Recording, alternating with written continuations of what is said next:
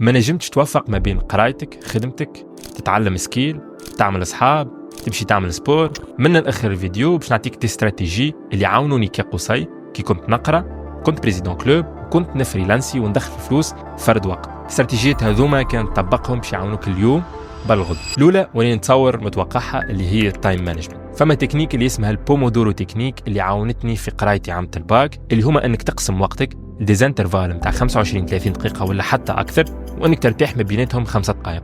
هذا يخليك يكون التركيز متاعك عالي، تكون عندك تاش معينة تركز عليها في الانترفال هذاك باش ما تكونش مشتت وتخسر وقت في حاجات أخرى. وبيان سور التكنيك هذه مش كان قصي يستعمل فيها، استعملها إيلون ماسك اللي عنده أكثر من شركة واللي هو أغنى إنسان في العالم. أكثر من هكا ما نجمش نحكي لك على الفاعلية متاع الحاجة هذه. فما دراسة اتعملت في بيبردين يونيفرسيتي أثبتت اللي ليزيتوديون في الفاك اللي عندهم خدمة أبار قرايتهم ما بين 10 و15 ساعة في الجمعة كانوا يجيبوا دي ريزولتا في القراية خير من ليزيتوديون اللي ما يخدموش، على خاطر هذه عاونتهم انهم يتعلموا السكيل متاع التايم مانجمنت. ولهنا نجم نعطيك شوية تولز على الاورديناتور ولا التليفون ينجموا يعاونوك باش تمانج التايم نتاعك خير، كيما نوشن اللي بالنسبه لي انا طياره على الاخر، فيها برشا تمبليتس اللي تعاونك تنظم القرايه نتاعك، تنظم السايد بروجيكتس، تنظم لي تاش، كل تاش تحط لها الوقت نتاعها، وانا متاكد اللي راهي باش تعاون. كيما فما فوكس بوستر اللي باش تعمل بها البومودورو تكنيك، ولا حتى من غير حتى ابليكاسيون، تحل انت التايمر نتاعك في التليفون، تحط 25 دقيقه وكي تكمل تاخذ 5 دقائق ترتاح فيهم وتعاود نفس الحاجه. وبيان سور بالوقت على كل ما توالف تنجم تحط اكثر من 25 دقيقه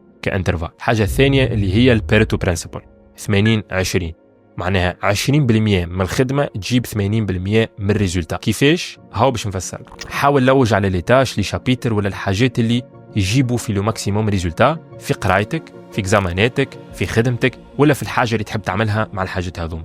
وحاول اوبتيميزي لو ماكسيموم باش انك تحط اكثر وقت واكثر اتونسيون ممكنه في الحاجات هذوم. انا متاكد اللي فما ديتاش ولا حاجات معينه في اي حاجه تعملها يجيبوا في 80% من الريزولتا. حاول ركز على ذوكم وحط فيهم الاتونسيون نتاعك الكل. باش نعطيك اكزامبل مثلا نتاع تيم فيرس اللي حكى في كتاب 4 اور ورك ويك، اللي 20% من كليوناته كخدمة كانوا يجيبوا في 80% من الفلوس. دونك كان ينجم مثلا يستغنى على 80% من كليوناته اللي يخدم عليهم في 80% من الوقت، ويبقى يدخل في 80% من الفلوس ب 20% من الفور. وهذا شنو صار معايا انا كقصي اول ما بديت نخدم في الفريلانس. كنت نخدم مع برشا كليونات وكانوا كل واحد يخلص فيه في شويه فلوس، الى تو اللي نخدم مع شويه كليونات نعطي فيهم في الاتونسيون نتاعي الكل، هما اللي دخلوا لي في اكثر فلوس من جماعه اللي كنت نخدم معاهم قبل. دونك لهنا زادت نجم تستعمل النوشن تو برايوريتايز، معناها باش تحط الاولويه للي تاش اللي يجيبوا لك في اغلب الريزولتا.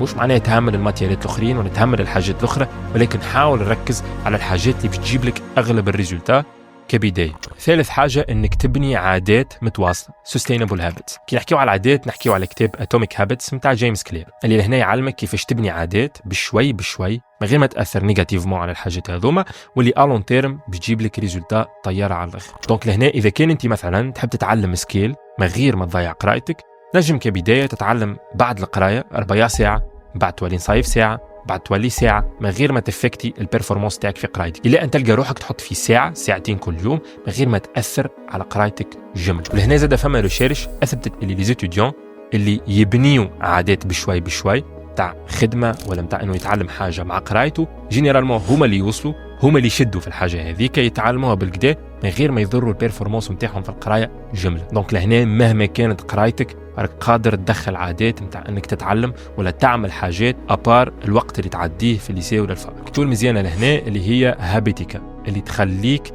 يو جيميفاي، تردها كيما اللعبه باش تاخذ سكور نتاع انك تبني العادات هذيك بشوي بشوي كل يوم. ننصحك تعمل عليها طرق. ولهنا باش ناخذوا اكزامبل نتاع دانيال ايك اللي كان يقرا في الفاكولتي وكان زاده مركز انه يبني من اكبر ليزابليكاسيون كي نحكيو على الموسيقى اللي هي سبوتيفاي. وصل للحاجه هذه على خاطر كان باني عادات انه يركز على الكور تاسكس في قرايته، كيما زاده في الابليكاسيون هذيك اللي خلاه يبني اكسبيريونس مزيانه ويطور منها باش وصلت سبوتيفاي. انك توازن ما بين قرايتك خدمتك ومعاها تتعلم حاجه، تعمل سايد هاسل، تعمل سبور، ماهيش حاجه امبوسيبل. خاصه انك تسمع دي اكزامبل نتاع عباد كيما ايلون ماسك، مارك زكربيرغ، بناو دي ستارت اب بشركات كبيره وهما يقراو في الفاكولتي. لهنا الحكايه ترجع للعبد بينه وبين روحه.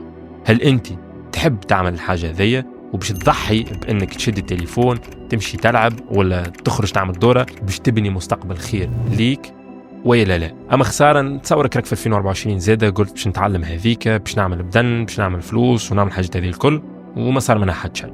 2025 لازم يكون عامك. فكرك اللي انا عامل تالي بالضبط، كنت فريلانسر صغير يحب ينطر مصروف، اللي توا عندي اجونس ومعايا عباد فول تايم الحمد لله. نستناك نهار 22 ديسمبر 2025 هو عامك.